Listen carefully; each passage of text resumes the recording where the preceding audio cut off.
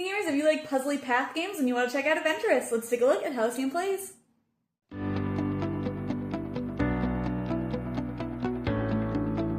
In this game, players are trying to score enough points to have a successful voyage, and they'll do that through placing map cards and marvel cards throughout the game.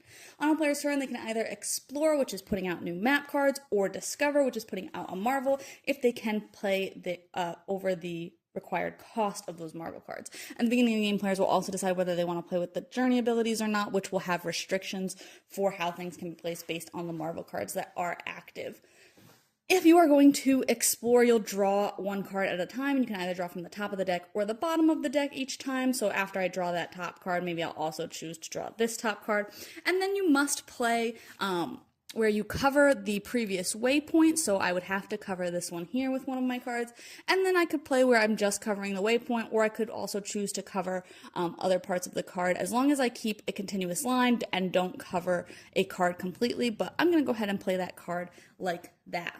When I play a marvel, I will need to, like I said, cover the cost. So I will need to cover 2 symbols of any kind and then 1 fin symbol at least. The whirlpools are negative points, so I might also prioritize covering those up. So I could place this here if I wanted to on a future turn.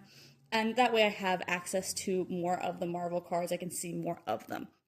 At the end of the game, there is a limit for how many symbols of each type can be face up for the positive point symbols. And if you exceed that threshold, then you won't be able to score them. So it can be beneficial to cover symbols if you have too many of them. So that might not be a bad play, but I might also wait until later in the game to do so. You'll get points for playing all of the marvel cards. You will lose points if you haven't played them all.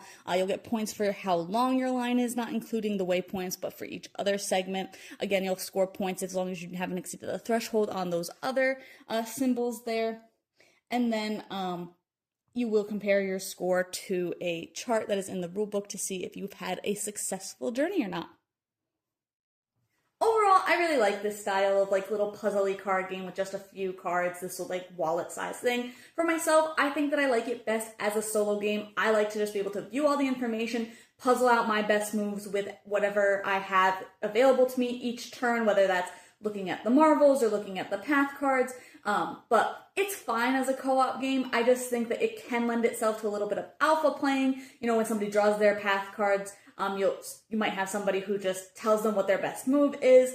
And so if you don't mind that style of playing, then that's fine. Or if you are a group that maybe doesn't have alpha playing problems, then that's fine too. But for me, I really just like it as a solo puzzly game. I think that it's got some variability. You know, it is only 18 cards, but all of the cards are double-sided, so you have all different paths. You don't know what you can rely on because you don't know if a card is going to be a map card or a marvel card for a game when you're just shuffling them up. You can scale the difficulty with the different cards for the marvels, which I think is interesting, as well as having the journey abilities face up or not and using those for a game. So I think that in a small package, this actually does have a lot of replay value and a lot of the ability for you to kind of have a different experience every game. Also doesn't take up too much room.